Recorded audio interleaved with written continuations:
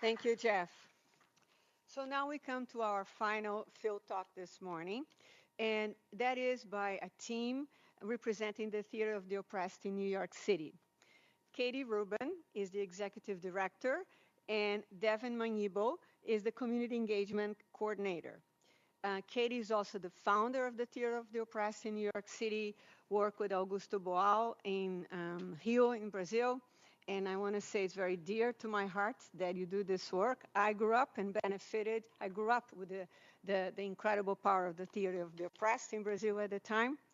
And Katy not only trained with Augusto Boal, but also has trained others in Nicaragua, in the Netherlands, Norway, Australia, and across the United States.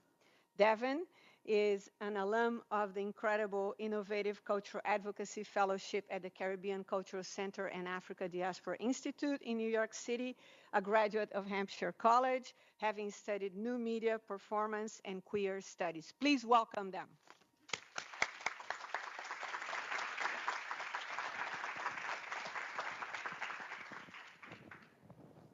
Thank you. Thank Hi.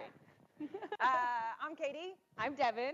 and we're here in our constant pursuit of fun in social justice. And that's also why we advocated to have two of us here, because two is more fun than one, and also why we're working the orange today, because that's really fun. So orange, Boom. and there we go. So kicking it off. So in my quest for fun in social justice started when I was a kid. I used to work in the circus and be a stilt walker, and that was fun.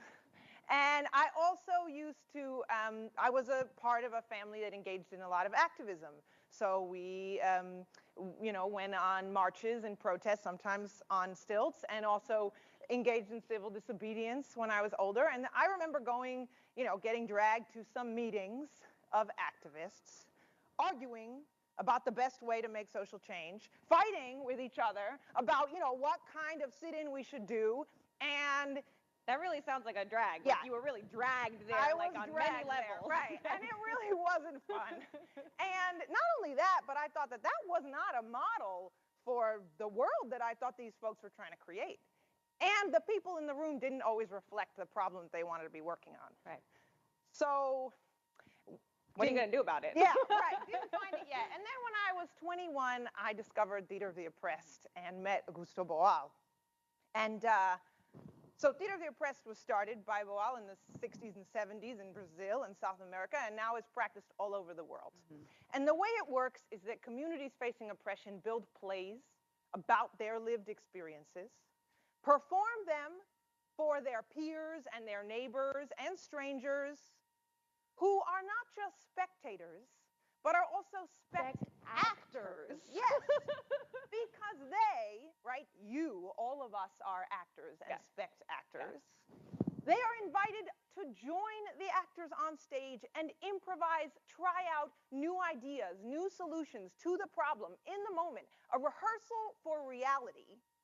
And then everybody engages in critical analysis dialogue about those ideas and how to make them really move forward. Yeah. So that was fun. And then I went to Brazil when I was 22 for several months to train at the Center for Theater of the Oppressed in Rio. And there I saw Theater of the Oppressed being used in institutions, by institutions of the government, like the education system and the mental health system and the prison system, right? Funded by those institutions and then critiquing them.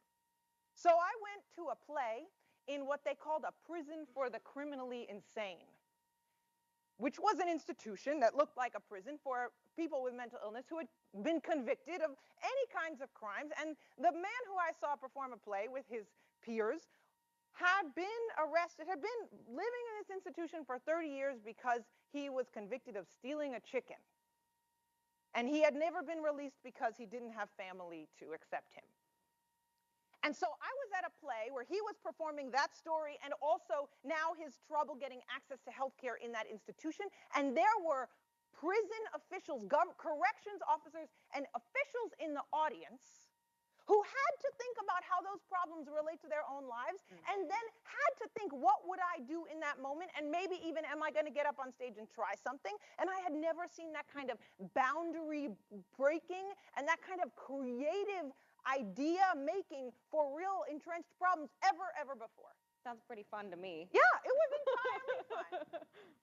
And then I was like, how are you going to bring that here? Yeah, right? Where is that happening in New York, which is my home and my neighbors? And it is happening in the United States, but not to that extent, and not really in institutions when I got back. So really kind of without much planning, Theater of the Oppressed NYC started in 2010-11 when a small homeless outreach program on a church on the Upper East Side, the Jan Hus Homeless Outreach Program, called and said, we have a crew of folks who want to make a play.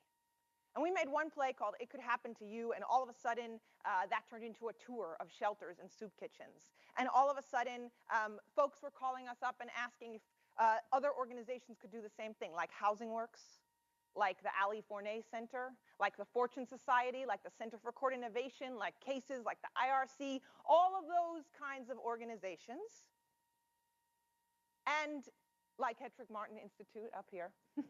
And here we are, 2017, performing 60 plus free forum plays a year for 3,000 plus audience members, every single one generating 3 or 4 creative ideas and then engaging in critical analysis about that with several hundred actors from communities all year long. So it's a lot of fun. It is.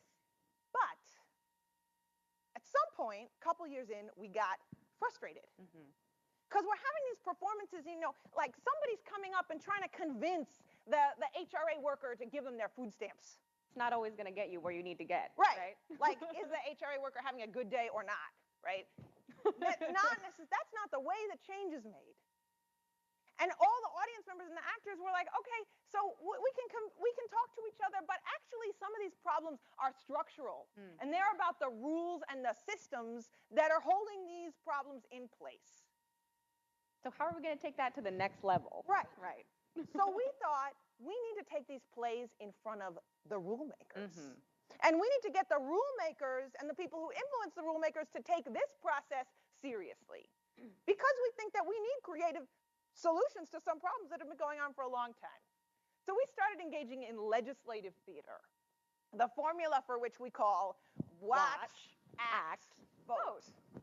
Watch the plays made by real people facing the problems, act out your ideas on stage and generate new alternatives, and then turn those ideas into policy proposals with policy advisors from groups like the Vera Institute of Justice and the New York Civil Liberties Union and the Bronx Defenders, and then vote on those ideas with city council members and federal agencies and the New York State Attorney General's office, all those folks who have participated in our legislative theater events over the last few years. I think we should tell everybody about some of the change that we've made with legislative theater. Exactly. So legislative theater, to be honest, we are still figuring out exactly how much power it can have in New York City and across the country. And exactly how we can use it. But one example, well, a lot of examples, actors, audience members have followed up, have started to vote for the first time, have started to call their council members for the first time, have started to attend hearings for the first time, so civic engagement. But more than that, we're interested in concrete creative civic change, right? So Carlos Menchaca right here, big fan of legislative theater. He also was a theater major in college. That's how you have to get the legislators in. And 2014, he came to our festival, and he saw a play by a young trans woman who was a victim of domestic violence. The police came to her door, asked for her ID. The gender on her ID did not match her gender, and they took that as a cause to search her apartment.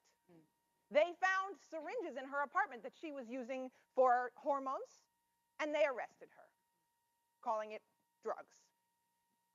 The audience identified a problem. They knew from our advocacy fair that we hold before the event and the information we're sharing with them that Carlos Menchaca, who was there, is the chair on immigration and was proposing in spring 2014 the NYC ID. And they said, the audience wrote, that you should be able to write either gender on the NYC ID, or even more radical and new to the council member, leave it blank, without any doctor's note or proof of surgery or anything, which was not available before that in New York City. And that became part of the bill. And that now affects thousands of New Yorkers, including lots of the folks that we work with. Yep. So we started to figure out, okay, in order to make this keep happening, we need to have all those important players in the room.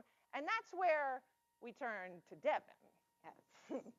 So I came to Theater of the Oppressed NYC about 2 years ago. I was right out of college, so bright-eyed. I was bushy-tailed. I was like, oh my God, like, this is the organization I want to work with forever. I had a background in community organizing and performance, and it was these really personal stakes that I was seeing in the work. I wanted the work that I was doing to be propelling creative change, which I knew was so core and integral to TONYC's mission. And so I realized pretty quickly on that community engagement was playing out in a few different ways, but I wanted to see ways that we could make our work not only to the public fun and innovative, but also sustainable, accessible, and also irresistible. And so community engagement was happening with our troops. We were creating shows based on people's real experiences and showing those to the public. We were engaging with audiences who were engaging with these stories. They were giving their ideas.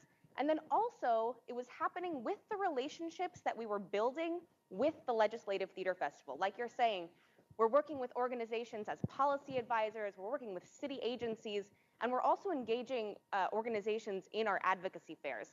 But it was my job to figure out how we were going to carry these relationships forward and how we were going to make them, you know, sustainable for the long run in all of the work that we're doing, to make sure that our shows weren't just in a bubble, right? We didn't want our performances to just be a one-off. We wanted them to be engaging with the movements and the campaigns that were happening throughout New York City. And so it was with the 2016 Legislative Theater Festival, where we were working with the Fortune Society and the Ali Forney Center, working with LGBTQ homeless youth, and then also formerly incarcerated veterans who had experiences of homelessness. And so we were working with really cool organizations like Vocal New York, like Picture the Homeless, like NYCLU. They were all joining us and giving their kind of expertise behind the policy issues, helping with the context, giving context not only to the actors, but to the audience members who were there, and giving their input about movements and campaigns that were being driven.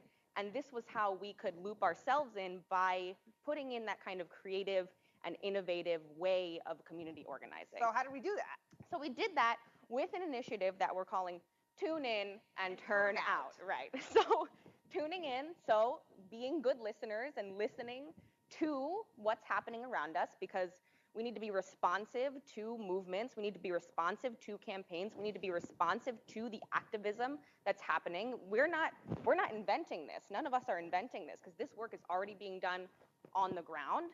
And then turning out our folks, such as like this, for rallies, for hearings, for mobilizations, and giving a way to creatively storytell and to humanize these issues that you're seeing every single day around you. So yeah, what are a few examples? So one really cool example, so Riders Alliance, I don't know if you've heard of that organization, they reached out to us and they were like, we are having a hearing about the Fair Fares campaign at City Hall. We want to loop you in. So Fair Fares aims to provide half-price transit for low-income New Yorkers. How many of y'all were late because of the MTA today? Yeah? Yeah, and how many of you think you're also paying a little bit too much for unreliable transit? Yeah? Yeah, okay, same. This is something that we can all get behind. And so we sent Concrete Justice, this is Maji from Concrete Justice, to this rally on the steps of City Hall. And she was there to share a scene about choosing between groceries or her Metro card. And so in turn, this was able to get them a ton of really exciting press. It was able to give us a little bit of a boost in that it was showing other organizations that this is a creative way to organize. And in turn, this became a mutual relationship. And really, it became our goal to create these mutually supportive ecosystems with organizations who are doing the work on the ground and making sure that our work is also on the ground. Organizations that need a little bit more fun. Right, exactly. And so we continued doing this work with organizations like Just Leadership USA and the Close Rikers campaign, with Vocal New York, with Picture the Homeless, and really just making sure that all of our work is looped into each other and making sure that organizing is not only, you know, doing the work, but also accessible and fun. Because really, we're not going to make change if we don't have the 3 magic ingredients. Write this down, everybody. It's fun. I'm sure you guessed that, right?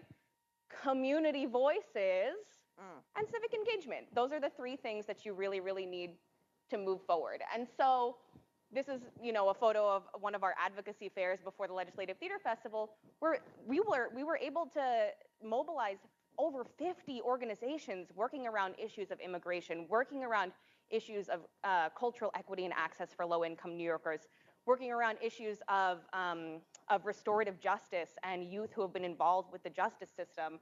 And that was a huge thing for us. And we're not going to stop now. And so we want to leave you with, you know, we're not just watching, you know? We're not just acting. We're mobilizing and making and we're creative making change. Thank you. Thank you.